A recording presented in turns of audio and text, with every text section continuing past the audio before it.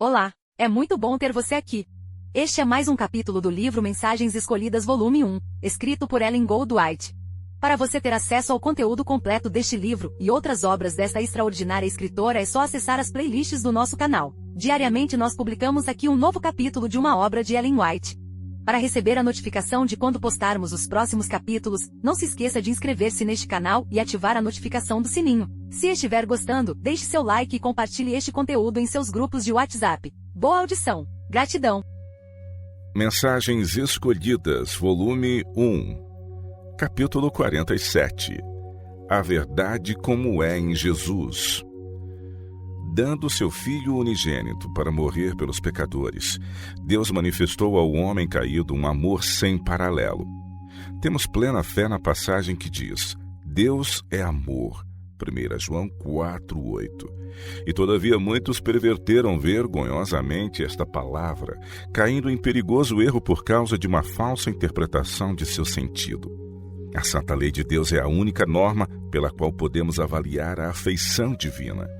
Se não aceitarmos a lei de Deus como nossa norma, propor-nos-emos nós mesmos uma norma. Deus nos deu preciosas promessas de seu amor, mas nós não devemos atribuir a Jeová uma ternura que o leve a passar por alto a culpa de fechar os olhos à iniquidade. O Criador ama suas criaturas, mas aquele que amar mais o pecado do que a justiça, mais o erro do que a verdade, perpetua a transgressão que trouxe a miséria sobre nosso mundo e não pode ser considerado com favor pelo Deus da verdade. O caminho da verdade e justiça implica numa cruz. Muitos interpretam mal as reivindicações de Deus, fazendo-as significar qualquer coisa que não lhes perturbe a consciência ou lhes traga inconvenientes em suas relações comerciais. A verdade, porém, é o único meio de santificação. O amor de Deus, como foi manifestado em Jesus, levar-nos a ter um verdadeiro conceito do caráter de Deus. Ao contemplarmos a Cristo, traspassado por nossos pecados, veremos que não podemos transgredir a lei de Deus e permanecer em seu favor. Sentiremos que, como pecadores, temos de apoderar-nos dos méritos de Cristo e deixar de pecar. Então nos aproximaremos de Deus. Logo que tenhamos uma visão correta do amor de Deus, não teremos disposição para dele abusar. A cruz de Cristo testifica da imutabilidade da lei de Deus. Testifica de que Deus de tal maneira nos amou, que deu seu Filho para morrer por nossos pecados. Cristo, porém, não veio para destruir a lei, senão para cumpri-la. Nem um jota ou um tio do padrão moral que Deus podia ter mudado para vir ao encontro do homem em sua condição de caído. Jesus morreu para que pudesse imputar ao pecador arrependido a sua própria justiça e tornar ao homem possível guardar a lei. O amor de Deus é infinito, e todavia o pecador não podia ser perdoado a não ser através do plano da redenção que envolveu a vergonha, o vitupério, a ignomínia e morte do Filho de Deus.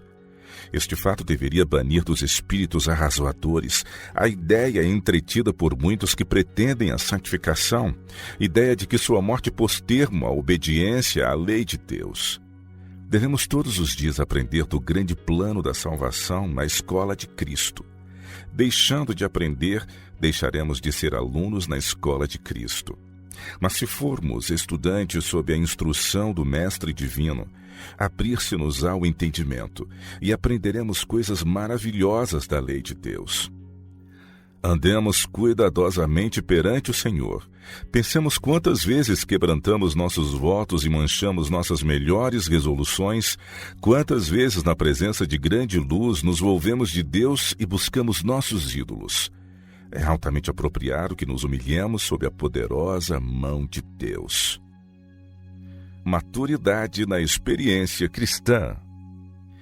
É natural fazermos de nós mais alto conceito do que devíamos, mas embora seja penoso conhecermos-nos tal qual somos, devemos orar para que Deus nos revele a nós mesmos tal como Ele nos vê. Mas não devemos cessar de orar depois de termos simplesmente pedido uma revelação de nós mesmos. Devemos orar para que Jesus nos seja revelado como um Salvador que perdoa os pecados. Quando vemos a Jesus tal qual Ele é, despertam-se em nosso coração sinceros desejos de nos livrarmos do próprio eu, para sermos cheios de toda a plenitude de Cristo.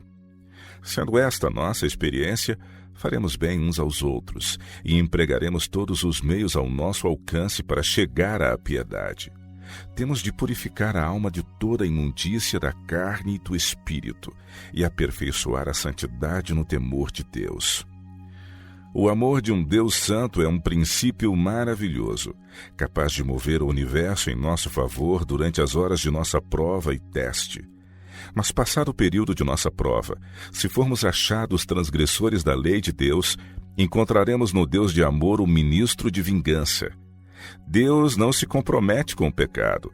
Os desobedientes serão punidos. A ira de Deus recaiu sobre seu amado Filho ao pender Cristo da cruz do Calvário em lugar do transgressor. O amor de Deus agora se expande para incluir o mais baixo e vil pecador que contrito vem a Cristo. Estende-se para transformar o pecador num obediente e fiel filho de Deus, mas nenhuma alma pode ser salva se continuar em pecado. O pecado é a transgressão da lei, e o braço que é agora poderoso para salvar será forte para punir quando o transgressor ultrapassar as fronteiras que limitam a paciência divina. Aquele que se recuse a buscar a vida, que não esquadrinha as Escrituras para ver que é a verdade, a fim de que não seja condenado em suas práticas, será abandonado à cegueira do espírito e aos enganos de Satanás. Na mesma medida em que os penitentes e obedientes são protegidos pelo amor de Deus, os impenitentes e desobedientes serão deixados nos resultados de sua ignorância e dureza de coração, porque não recebem o amor da verdade para que se salvem. Há muitos que professam a Cristo, mas nunca se tornam cristãos amadurecidos. Admitem que o homem caiu, que suas faculdades estão enfraquecidas, que ele está incapacitado para as realizações morais, mas dizem que Cristo arcou com todo o peso, todo o sofrimento, toda a abnegação e que estão dispostos a deixar que ele isso faça. Dizem eles que não há coisa alguma que devam fazer senão crer. Cristo, porém, disse: se alguém quiser vir após mim, renuncie-se a si mesmo, tome sobre si a sua cruz e siga-me. Mateus 16, 24. Jesus guardou os mandamentos de Deus. Diziam os fariseus que ele quebrantava o quarto mandamento porque curou completamente um homem em dia de sábado. Jesus, porém, volvendo-se aos acusadores fariseus, perguntou: é lícito nos sábados fazer bem ou fazer mal? Salvar a vida ou matar? E olhando para todos em redor, disse ao homem: estende a tua mão. E ele assim o fez, e a mão lhe foi restituída sã como a outra. E ficaram cheios de furor, e uns com os outros conferenciavam sobre o que fariam a Jesus. Lucas 6, versos de 9 a 11.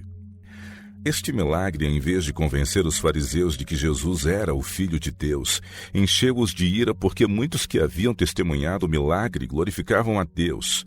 Jesus declarou que sua obra de misericórdia era lícita em dia de sábado. Diziam os fariseus não ser lícita. A qual deles creremos? Disse Cristo: tenho guardado os mandamentos de meu Pai e permaneço no seu amor. João capítulo 15, verso 10. É, pois, inteiramente seguro seguirmos o caminho de Cristo e guardar os mandamentos. Deus nos deu faculdades que devem ser constantemente exercitadas, cooperando com Jesus, operando nossa salvação com temor e tremor, pois é Deus quem opera em nós tanto querer como efetuar, segundo a sua boa vontade. O progresso não deve cessar. Jamais devemos repousar num estado de satisfação e deixar de fazer progresso dizendo: estou salvo. Se é entretida esta ideia, deixam de existir os motivos para a vigilância, a oração, o esforço sincero em seguir para frente, rumo de realizações mais elevadas. Nenhuma língua santificada será encontrada pronunciando essas palavras antes que venha Cristo e entremos pelas portas da cidade de Deus. Então, com a maior propriedade, poderemos dar glória a Deus e ao Cordeiro pelo livramento eterno. Enquanto o homem estiver carregado de fraquezas, pois por si mesmo não pode salvar a alma, não deve nunca atrever-se a dizer: estou salvo. Não é aquele que se reveste da couraça que pode orgulhar-se da vitória, pois tem ele pela frente a batalha, e a vitória a ser alcançada.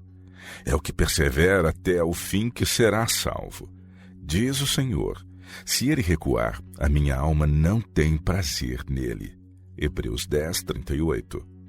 Se não avançarmos de vitória em vitória, a alma recuará para a perdição. Não devemos erguer uma norma humana pela qual medir o caráter. Temos visto bastante do que os homens chamam perfeição cá embaixo. A santa lei de Deus é a única medida pela qual podemos determinar se estamos seguindo o seu caminho ou não. Se somos desobedientes, nosso caráter estará fora de harmonia com a divina regra moral de governo, e é falso dizermos: estou salvo. Não é salvo ninguém que seja transgressor da lei de Deus, que é o fundamento do seu governo no céu e na terra. Os que ignorantemente se unem às fileiras do inimigo e ecoam as palavras de seus mestres religiosos junto ao púlpito, dizendo que a lei de Deus não mais é obrigatória para a família humana, esses receberão luz para descobrir seus erros, se aceitarem as evidências da palavra de Deus. Jesus foi o anjo envolto na coluna de nuvem durante o dia e na coluna de fogo à noite, e deu ele instrução especial para que os hebreus ensinassem a lei de Deus, dada quando foram lançados os fundamentos da terra, quando as estrelas da manhã juntas cantavam e todos os filhos de Deus se rejubilavam. A mesma lei foi proclamada solenemente por sua própria voz no Sinai. Disse ele: e estas palavras que hoje te ordeno estarão no teu coração, e as intimarás a teus filhos, e delas falarás assentado em tua casa, e andando pelo caminho, e deitando-te e levantando-te. Também as atarás por sinal na tua mão, e te serão por testeiras entre os teus olhos. Deuteronômio 6, versos de 6 a 8. Quão impacientes se tornam os transgressores da lei de Deus quando é mencionada a lei. Irritam-se ao ouvir sua menção. A palavra de Deus é tornada sem efeito por falsidades e tradições. Satanás apresentou ao mundo a sua versão da lei de Deus, e ela tem sido aceita de preferência a um claro assim diz o Senhor. A luta, iniciada no céu em torno da lei de Deus, continuou na terra desde a expulsão de Satanás do céu. Devemos continuamente buscar saber qual nossa grande necessidade, a fim de apreciar nosso Salvador e torná-lo conhecido aos outros. Só poderemos descobrir as profundezas de nossa transgressão pelo cumprimento da cadeia que foi baixada para nos erguer. Devemos lançar nossas faculdades mentais à tarefa de compreender a terrível ruína que nos trouxe o pecado, e devemos buscar compreender o plano divino pelo qual podemos ser restaurados ao favor de Deus. O fato de que o amado Filho de Deus teve de vir ao mundo para combater as nossas pelejas em nosso favor, a fim de que tivéssemos forças para vencer em seu nome, deve sempre humilhar nosso orgulhoso coração. Se olharmos à cruz do Calvário, todo o orgulho nos morrerá nos lábios e bradaremos: imundo, indigno de tão grande sofrimento, de tão alto preço pago por minha redenção. Ignorância e presunção vão de mãos dadas. A lei de Deus foi dada para regular nossa conduta, e é de vasto alcance em seus princípios. Não há pecado, não há obra de injustiça que escape à condenação da lei. O grande livro de estatutos é verdade, e verdade tão somente, pois esboça com infalível exatidão a história do engano de Satanás e da ruína de seus seguidores. Satanás alegava ser capaz de apresentar leis melhores do que os estatutos e juízos de Deus, e foi ele expulso do céu. Fez tentativas semelhantes na terra. Desde sua queda tem feito esforços para enganar o mundo, para levar homens à ruína, para que se pudesse vingar de Deus porque fora vencido e expulso do céu. Sua atuação colocando-se a si e as suas estratégias no lugar em que Deus devia estar são muitíssimo perseverantes e persistentes. Tomou ele cativo o mundo em sua cilada, e muitos mesmo dentre o povo de Deus ignoram seus artifícios e dão-lhe toda a oportunidade que ele pede para operar a ruína de almas. Não manifestam um ardente zelo por exaltar a Jesus e proclamar às multidões que perecem: eis o Cordeiro de Deus que tira o pecado do mundo. João capítulo 1, verso 29. Os que não conhecem as leis do governo de Deus, como foram expostas no monte, desconhecem a verdade como é em Jesus. Cristo revelou os vastos princípios da lei, expôs cada preceito e demonstrou por seu exemplo cada um de seus reclamos. A pessoa que conhece a verdade tal como se acha na lei, conhece a verdade como é em Jesus e se pela fé em Cristo prestar obediência aos mandamentos de Deus, sua vida se achará escondida com Cristo em Deus.